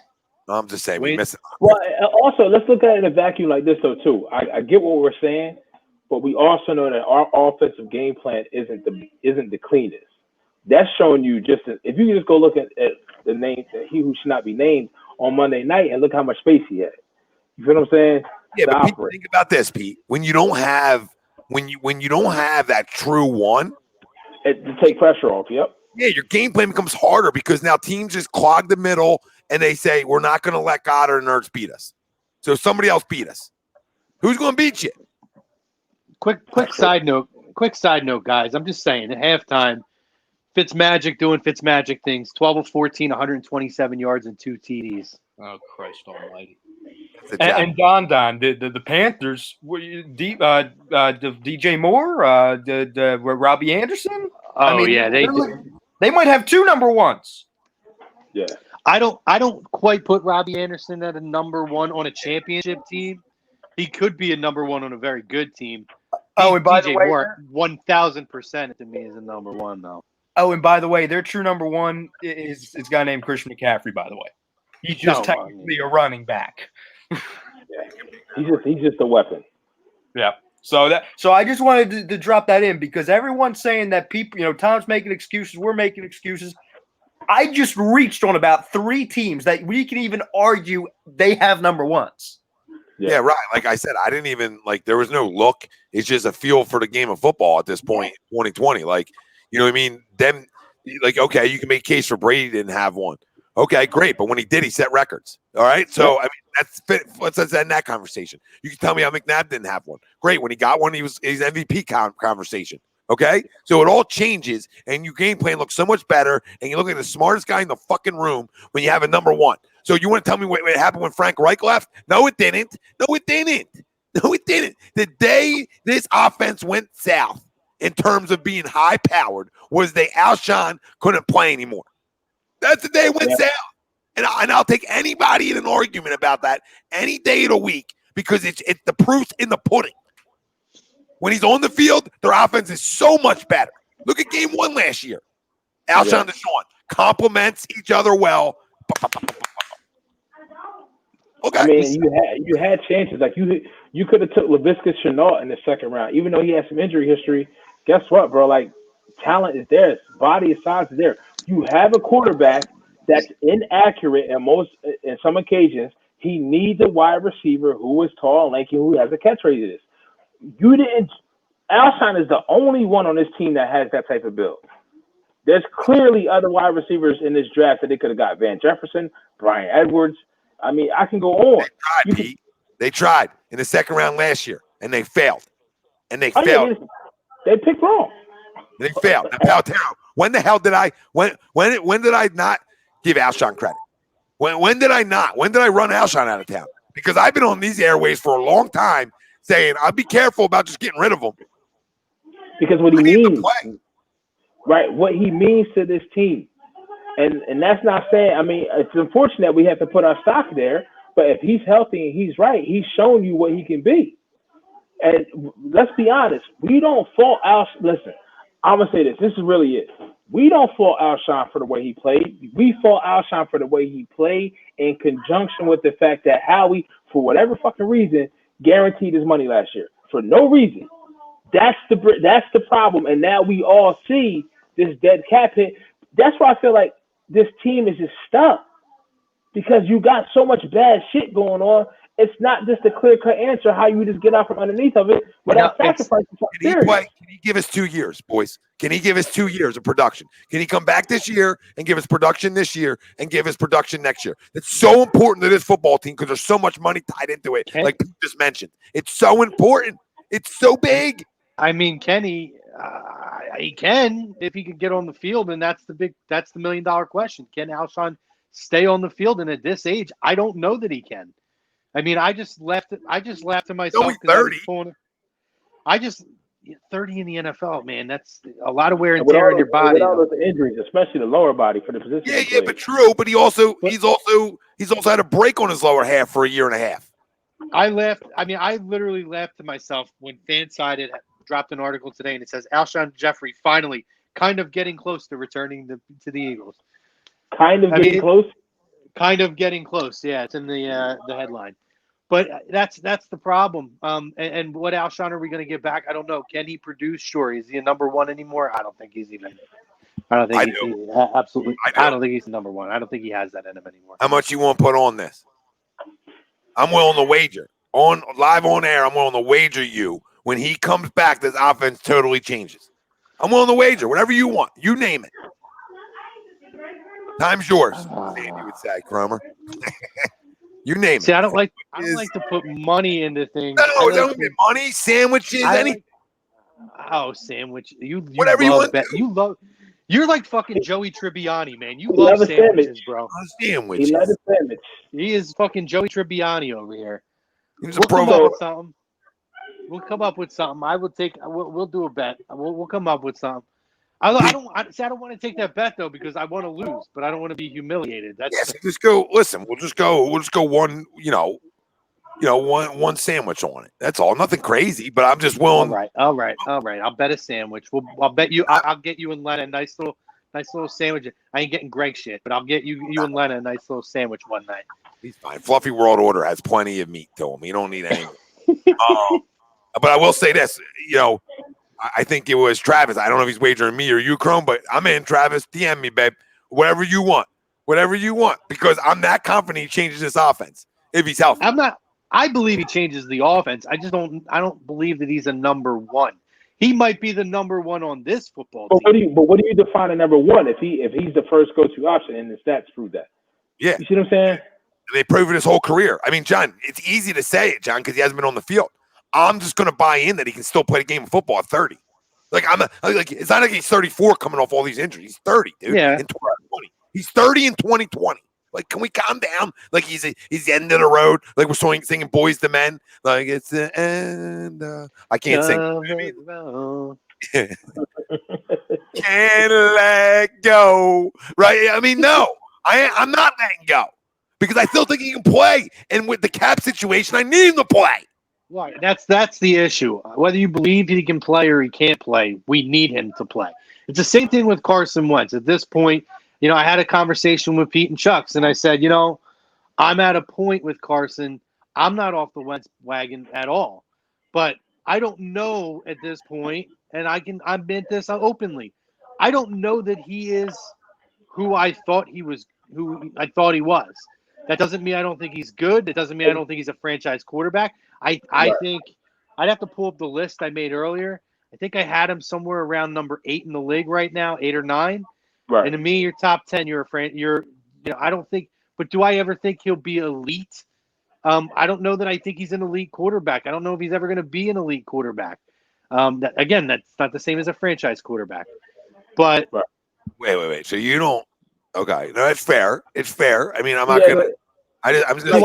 Do I think he's a top 3 to 5 in the league, like we thought 2 years ago? No, I think three gentlemen. There shouldn't be anybody that thinks that he's the same person. If you have the same outlook about Carson Wentz after 2017, now something's wrong. Well, listen, I don't have the same outlook, Chrome, but I will say this just to say one thing about him. I agree to a point. I just think what we talked about earlier, if they allow him to play to his strengths, I think he could be special, right? But we haven't, you know what I mean, Pete? We haven't seen it too much. And again, I mean, to me, I'm not off the wagon, but I don't know if he's the same player I suspected. But you're right, Tom. And even if he does that, I still don't know if I have that confidence. Do I? I think he's a top 8 quarterback now. Could he be a top 5 or 6? Could he be a 5 or 6 or 7? Sure, if they let him be. What? Why do my eyes lie though? I see what he did last year. I see the ball to Miles, one of the better balls I've seen thrown. I seen the flashes. Right, I'm just making a point. The flashes, it's a put it all together, and I'm just going to continue to go back to not having a number 1 wide receiver. But go ahead, finish. Sorry. No, I know, I hear you. But it traces back to what me and Pete said earlier, though. That's great, and you're absolutely right. We see the flashes of it, but there's no in between. He's either dead on and shut down, or he's totally mentally locked out of the game and he looks like dog shit. There's no in between, and to me that's not elite status. That's not something that we see from an elite quarterback. Even guys whose teams don't have the same success as it did in a year or two previously, guys who would be considered elite quarterbacks, still have a level of consistency. And that's where I worry about Carson, is that I don't know that we're ever going to get the level of consistency. I agree with you, Tom. If we can get him back to moving around a little bit, extending plays, creating opportunities for guys to get open, or just running for a couple of damn yards, absolutely. I think that there's a possibility there. But anyway, to tie it back in, whether I believe it or not, I have to hope for it. I want to believe it because we're locked into this guy until what year did you say, Pete? What was it? 2024? 25? Yeah. 2024. 2024. That's a long way to go before that guaranteed money comes down. So this is our quarterback. And honestly, guys, I'm wearing a jersey right now of a team that may have finally found a quarterback since this guy retired in 1999. Franchise quarterbacks don't just fucking grow on trees. The NFL is not a peewee league out there. It is very, very difficult for these guys to play at a high level in that position.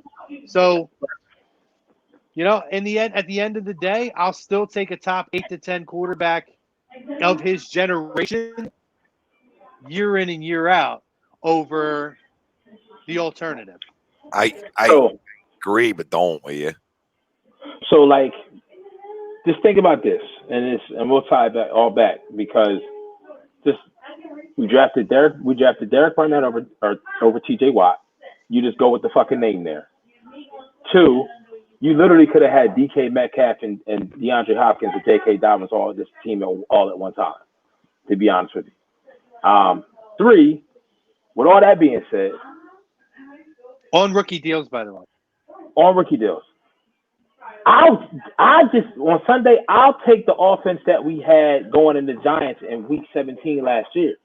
Because I feel like the wide receivers we have on this team as a whole may be better, but whatever Doug was doing during that time frame with that offense and that play calling, it seemed a lot easier than what we saw these first, I would say the last 6 quarters. Because the first 2 quarters of the season, we all thought, okay, baby, 10-5, 10-6, 11-5, up 17-0. Here we go. Let's get on this roll. And then the last 6 quarters of football have been an up and down roller coaster that we haven't seen. And it's just like, because we can sit here and say hypothetical this, we could have this, we could have that, who we trade first. But it all comes back to how long can we stay in this season? And how long as a fan do we think this team, because there's, out of all the 4 sports, I would happily say, out of all the 4 sports, having a bad football team by week 5 or week 6 is the worst. Is the worst. Because, maybe basketball, but as Sixers fans, we're kind of used to that. You know what I mean? Now, the only one I would say is possibly worse is baseball, because, if you're a hardcore fan, right, and your team is really bad, but you still watch every game, that is a lot of shitty play to have to watch. So I would say baseball is probably the worst, but you're right. And honestly, basketball maybe is up there too. I think that there's something about the NFL, right? We talk about how excited you get for a season to come and how even if your team stinks, there's something about the opening week, right? But man, it is crazy, the emotional, because it's not like baseball. It's not like basketball and hockey where you can come out the next night. You have a bad game, shake it off, come right out the next night or a couple nights later. You have a whole week to sit on it and to stew on it. And then if they come out and shit the bed the next week, Pete, then you have another whole week. And now we're not just talking about last week. We're going back to Washington. And if they shit the bed this week, good Lord, you're right. That's why it is very difficult with football, because there's so much time in between. And if it's rough that early, there's just so much negativity build up. Well, let me say something about negativity, because to me, yeah, he's a top 10er, and I disagree. This guy's right now, he hasn't played the first 2 weeks. Okay, right. Agreed. This guy's a top 5 quarterback in football to me, because what I witnessed at the end of last year, people can run from it. People can tell me who they played. I don't give a rat's ass. You got to win football games. I don't care who you're playing. You're doing it with nothing on the offensive side of the football, and you're carrying your team. What do elite quarterbacks do, people? They carry their football team in times of need. Okay, so he hasn't carried them early on this year. Press in, whatever, like Pete said. We don't know. Yeah. We don't know. Okay, we just don't know. But at the end of the day, what we do know is this guy shown the ability to carry this football team. So what anybody says out there, no matter what they try to tell me, what just happened last year when everybody was done, it was over, and they just said, all right, we're just going to go win football games. And then a win or go home game, they win. He gets hurt in the playoffs, gotcha. But the sample size was just there with nothing. That's what elite does. I don't know what else more elite needs to do. Somebody riddle me what more elite needs to do. What a top 5 quarterback does in this league. Are you guys? Are we serious? What was on the outside is a joke. It's a practice squad. It's a bunch of practice squad wide receivers last year, and this guy carried it. And then Zach Ertz goes down, and they still win game. We forget that. No Miles Sanders. We forget that. I mean, we have a short memory on what elite does. So, okay, the beginning of this year hasn't played out well, besides the first 2 quarters, like Pete said. But there's every reason to believe that he's going to rebound. I have every reason to believe I've seen it. So, again, until you prove me otherwise, I'm going to put you in the elite category. So when would be your otherwise? Is that Sunday? So, oh, yeah, Pete. Yeah. Yeah, Sunday. It's Sunday, all right. It's Sunday, all right, because you got to come out and deal. Like we talk about pitchers, you got to come out and deal Sunday. You got to put the haters to bed. You got to be the franchise quarterback that I know us 3 believe he can be. Yeah. And I get it. We're upset right now. We're frustrated, and we have every right to be. But I said it last night, Pete, and I don't know if you heard it. I don't know if Chrome did, but I said if you called me and I was in the Poconos hunting with Carson and I had no idea what the score was, and you gave me a call and said, Tom, can you believe the Eagles gave up 191 on the ground? I would ask you how much they lost by. Yeah. So a lot of scrutiny on one person. On one person. There's a freaking $200 million up front on your defensive front. Yeah. So I don't disagree with you on the defense. However, in fairness, if you watch this game back, it really got away from them and the wheels came off on the defense, particularly, I'd say about 5 or 6 minutes, maybe 7 minutes into the third quarter.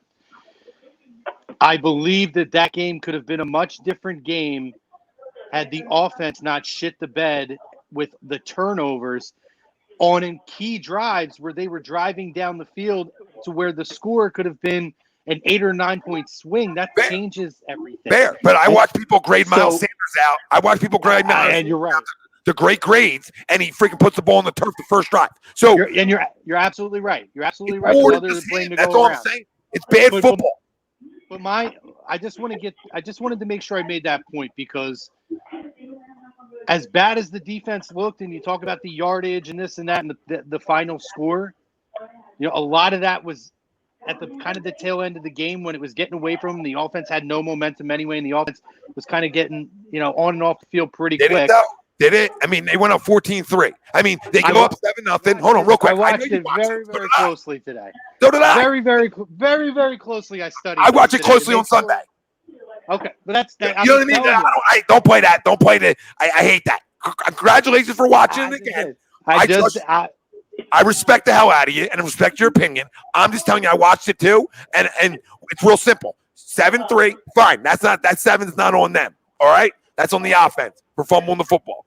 Okay, but then my offense goes down and answers and makes it 7-3. So you make it a football game again. Okay, and then boom, that's not a good defense. That's not a good goddamn defense. That's a 14-3, and then boom, you feel like your doors are blowing the hell off early in a football game. So what does that make a quarterback do, people? Riddle me that. It makes you press, and he still came back in that football game and made bad throws late. I got you. He made some bad decisions, some bad balls, 2 of them. Again. It wasn't late. It was early in the game. It was the first half. No, they still had a chance. They had a chance to have there could have been an 8-point swing in that game had he not turned the football over before the end of the first half, And then again right away in the third quarter. And there's an 8-point swing if you don't put the ball in the turf too. But I'm saying then again, you're putting the defense back on the field, and the defense got worn down that second half. Right. No question that they did it. But I'm telling you right now, that game's a different game if the offense doesn't take a shit in the first half. What Crum is saying is the momentum. The momentum at that time, They got totally the fumble, lost it. scored a touchdown, went into halftime. They get the ball first to start the second half. You get a 3-and-out, you start driving, he throws the pick. I get you, but to speak to the defensive part and to kind of answer you have a question about if the defense continues to struggle, is Jim Schwartz fired after the season? Yes. I said this on BOF last Thursday. The hesitancy was to mark this as a W was because of the fact that, listen, McVay and them boys had never beat the Eagles. Never. The last 2 times they played them. You knew you were going to get their best. And Jim Schwartz went into this game with a defensive game plan, just like he can do the first 2 tries. You're not going to do that. Like McVay is like you knew you was going to get a different look, and you had to counter that. And it took him too long to counter that. He said it by his own testament. He said, I had to make it simple. It was too complex. McVay and them, he literally, his play action passes, he's still pulling the guard out to sell the run. He's giving you misdirection. He's giving you the illusion right there. And we've seen it with our DBs, and you've seen it with Jim Schwartz's defense.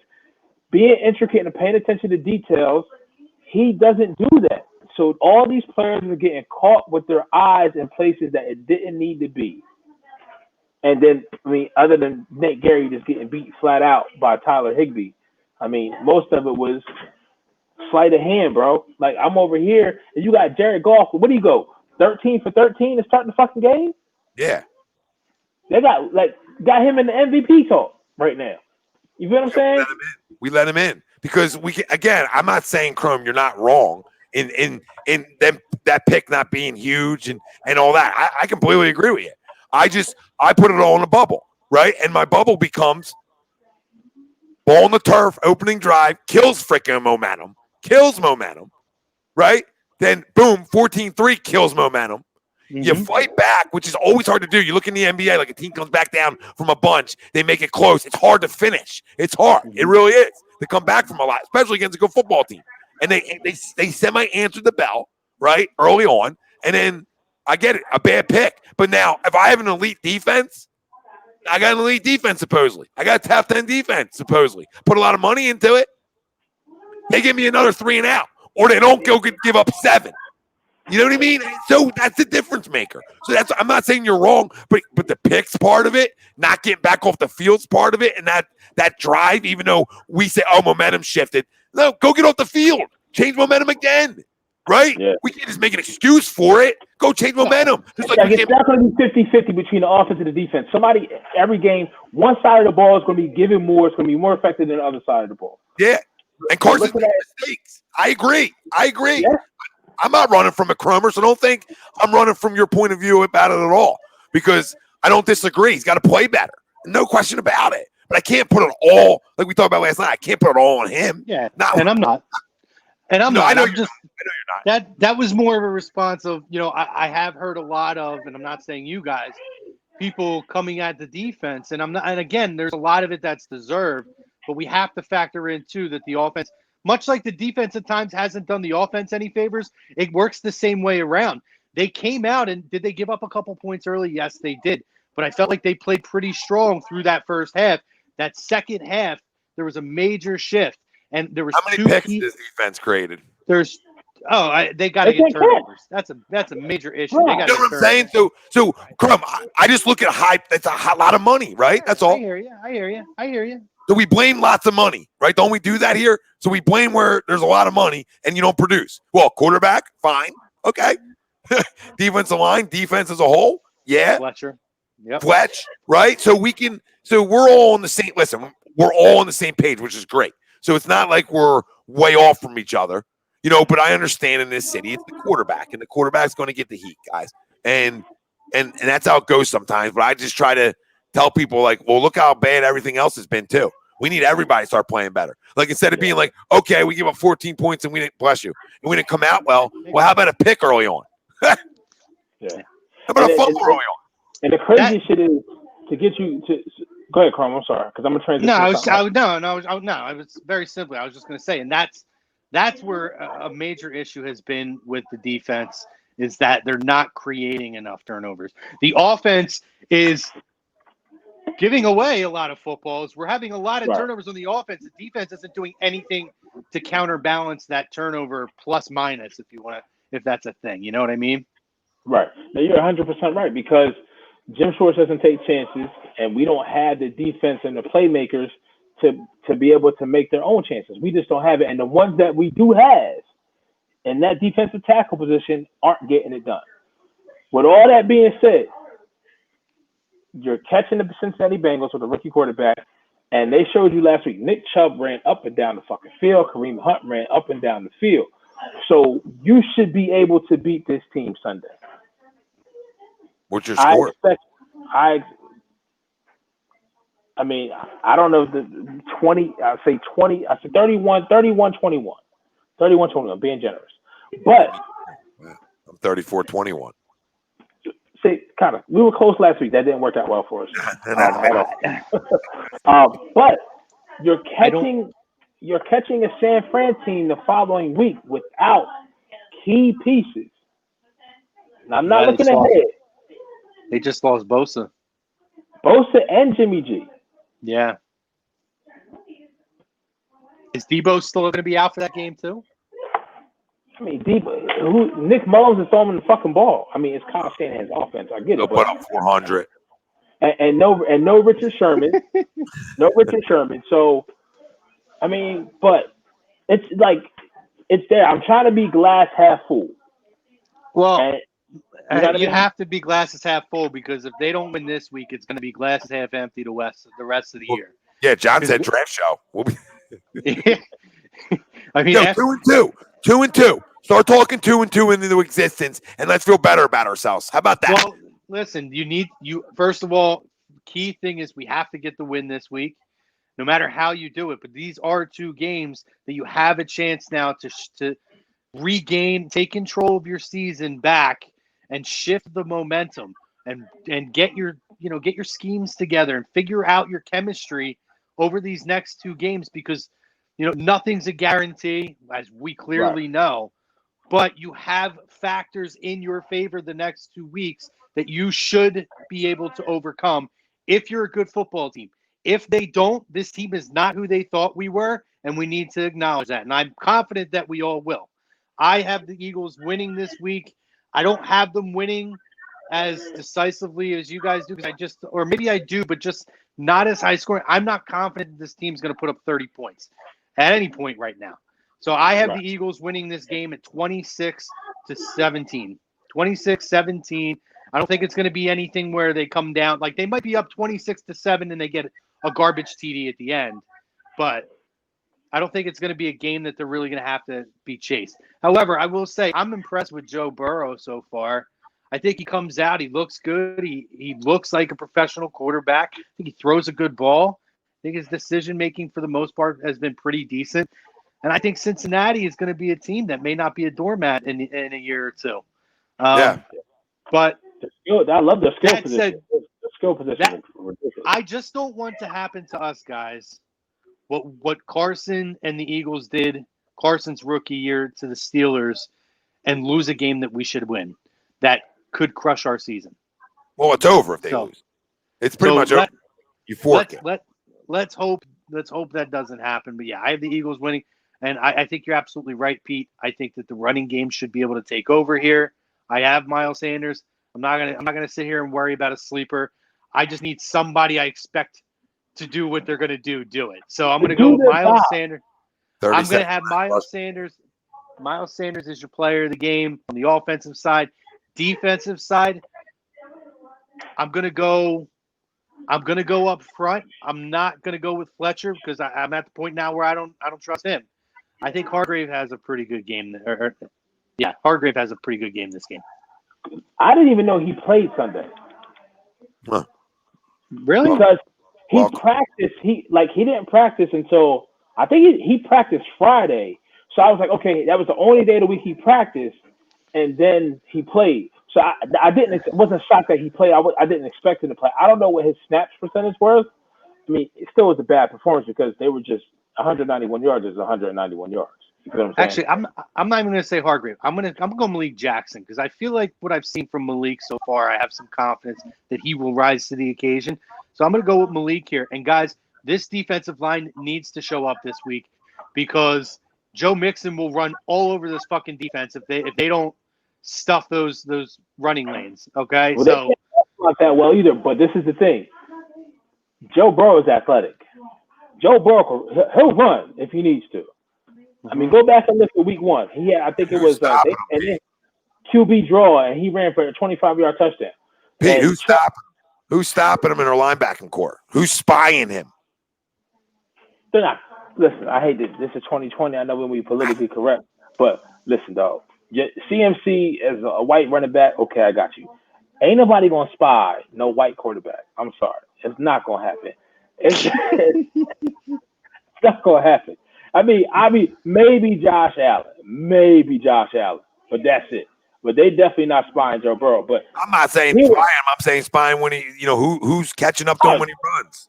So you can tell me, I got a white linebacker. I got a white middle linebacker. So what are you telling me? I got a white middle linebacker, Pete, in 2020, right? And it ain't Luke Kuechly. So now who's catching him? We got white on white. We got white on white crime going on over here. How do you let that happen? Like, how do you build it? How do you build anything that's a system where I understand every part of your system for that side of the ball can't be a strength. You can't be loaded at every position, but you sure as hell can't let it be a weakness. Speaking of linebackers and how important they are, did you just see the play that Kyle Van Noy just made in that field position? Woo! It's just I don't know. And that, ladies and gentlemen, is why the linebacker position is so friggin' important as a secondary level to help stop the running lanes, running lanes, and to put pressure on the quarterback and the spy.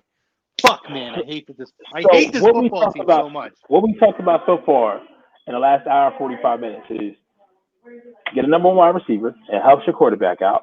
First, you got to get the quarterback. We feel like we do. Talent, we just don't have the help around them. Get a number 1 wide receiver and get a decent linebacker. Go look at Seattle. Seattle has Russell Wilson. They have DK Metcalf and Tyler Lockett. And out of the one constant, since the Legion of Boom, there's only 2 people that's left. Bobby fucking Wagner and Russell Wilson. Both potentially Hall of Famers. They know how to build it. You feel what I'm saying? Why is it so hard, Howie? Why is it so hard? Just, so frustrating. So frustrating. Because I'll be the first one to tell you, I honestly, truly believe this. If Doug Peterson gets let go after this year, I think he ends up being the Jets head coach. I think he goes follows Joe Douglas. Because Joe Douglas knows what kind of coach Doug Peterson is. We're doing and Adam Gates is crazy eyes as hell. I'm sorry, Tom. I don't want to do it right now, but God dang it. The more I talk, the more frustrated I get. It's a roller coaster with my emotions right now. There's another flag. Pete, let's have that conversation when the appropriate time comes, buddy. I don't want to start putting that out in the world. They need to win. They win and I shut up. It's all positive. This is a roll job, in my opinion. This is roll job city. This is go beat a team you're inferior than. I can't, Tom. Your defense is lights out Sunday. Your defense this defense come out lights out Sunday, we roll them. If they come out lights out like they're capable of, we roll. Let's go. I can't, Tom. There's no such thing as lights out city and roll jobs right now with the way this team is playing. I just can't get on. I can't get there, buddy. I love the optimism. I love the energy. I love the bang energy. I love it. I'm feeling it. Grow up. I'm feeling it in here, but up here, I just can't get there. I think they win. Can't lie, man. I can't. Yeah, but the money on defense. Oh, come on. Can we all stop for a second? One second. This let me explain this. We all. Oh my God. Everybody on this panel over 5 months was in love with this defense outside of linebacker position. Everybody in this city was in love with this defense. So now all of a sudden they can't come out and have a lights out game like they're supposed to have against I don't think it's the defense that worries me. I I don't have confidence. I'm not confident enough that this football team can go out and put 30 points up on the board. They might not need to. If the defense comes to play, listen, all you need, right, in a time of need, when you're not feeling yourself offensively, right? We all know this. It's when you need your defense to come show up and carry your first Sunday so you can everybody can start feeling better about themselves, right? It's the key to any success quickly, right? Get a couple turnovers, right? Create some early turnovers, put your offense in some good situations, right? And then everybody starts feeling good about themselves again, correct? It's like I need it. This is a bad football team that's coming in. This is where your defense, are you kidding me with all the damn money we have up front? Pete, all the damn money we got on that defense? All the Pro Bowl caliber players that are supposedly on that defense, and we can't come out and shut down a Bengals team? Is this real life? TTP, what's up, my brother? I see you. Listen, I'll take Harden. Joel, and Ben. Are you kidding me? I'll take the D'Antoni for that. No, you're getting Harden, Joel, and Ben. One of them bitches is gone. No, I heard otherwise today. I heard some rumbling. Really? Yeah, there might be other ways to get it done. So they might be in total rebuild down there. You want to take that 3? You can say whatever you want about James Harden. I'll take them 3 all day. You know, my buddy made a. I was talking to my buddy about it, and he did make a point. I don't love the D'Antoni hire. We talked about that before, if that is what happens. But what I do like about it, the major issue on this team right now is the construction of the roster. They are going to have no choice but to figure out a way to reconstruct this roster to fit Mike D'Antoni. I don't know how Ben's going to fit in that, or not Ben, I'm sorry. How Joel is going to fit in a Mike D'Antoni offense. Again, I'm not track record, can you teach an old dog new tricks? He's not really changed his scheme in 5 different stops, so I don't know, but hopefully he can.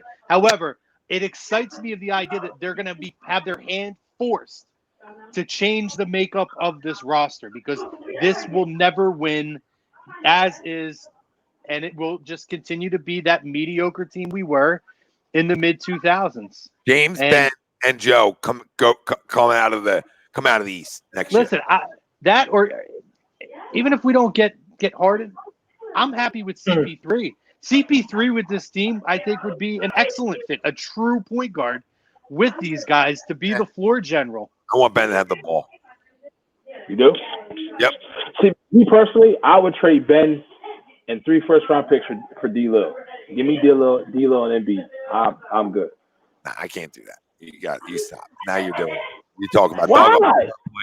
You're talking dug out the turnpike. No, I'd rather just have it this way. I'd rather have Ben, Joe, and Harden. So stop talking like we're getting worse. No, we're trying to come out of the East. That comes out the East. That comes out the East, peeps. That say, come on, Miami. Come on, Miami. Come on, Miami. Can you keep up, Tyler? Can you keep up, Jimmy?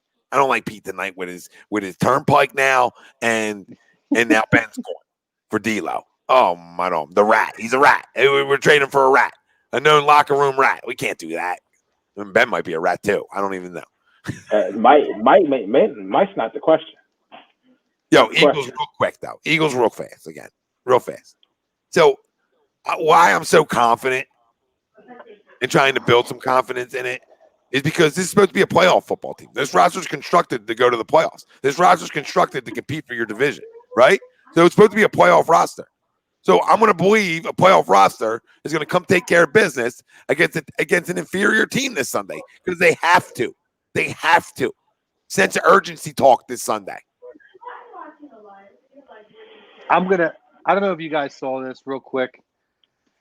Before the game, the little back and forth between Minshew and Ryan Fitzmagic about the beard and the mustache thing. Yeah. I'm going to tell you right now, that much elder statesman just walked into your motherfucking stadium and punched you in the mouth, and he punched your defense in the mouth in the end zone. For a dude that graduated from Harvard, like, he must not give a shit about his body at all. Because there's no need for him. There's no need for him to keep doing this shit to himself. Bro, he scores all the time. I know, but he can't feel good the next day. I don't know. But you know, they're going to get their first win tonight. And we're going to get our first win on Sunday. Yes. Believe it, boys. Guys, thanks for joining us. Stick with A2D. Hockey Happy Hour is coming at you guys in a few minutes. The Triple H, the real Triple H, Maddie, Brian, and Pove. And thank you to our sponsors, Dr. Paul Vidal, Specialized Physical Therapy, Ambuck Services, Michael Ambrose. Let them know that we sent you guys. AMBUCKservices.com. You get your 20% off there. PhillyDrinkers.com. Shout out to Alex. Go get your A2D merch at PhillyDrinkers.com/A2D Radio. QB Quarterback Factory shirts out there. Use the promo code A2D. You get 25% off that shirt. A lot of fun stuff on there, so make sure you check it out. Other than that, thanks, Tom, for jumping on, brother. Appreciate you. Appreciate you. Tom, you're being screamed at right now by Jay. He wants an answer. This is a report today that he's going to find a way to get Harden. So I don't know. You give up some picks. You give up. You got to get the bias off your books, and they're just looking to rebuild. That's it. They're looking to rebuild it. If they take Tobias and Horford, then and bring me Harden back, I'm happy. You might have to give up a few first-round picks with that. Yeah, Tobias and picks is what it's would have turned out to be. And it sounds like a bad trade, but when you're trying just to rebuild and start over, right. You know what I mean? It makes sense. So let's see. Well, listen, let's get a word. We got plenty of time to talk Sixers, guys. Let's get a win with our Philadelphia Eagles this week. Let's get in the win column, guys. Get rid of that goose egg. Carson Wentz, he's going to have a huge game this week. Believe it. Trust it. Think it into belief or into reality. For myself, for Big Dad down here, for Pete Evans over here, Brian Brother on the ones and twos, thank you, guys. Stay safe. Put your mask on. Take care and have a great week. And fly, Eagles, fly. Hey.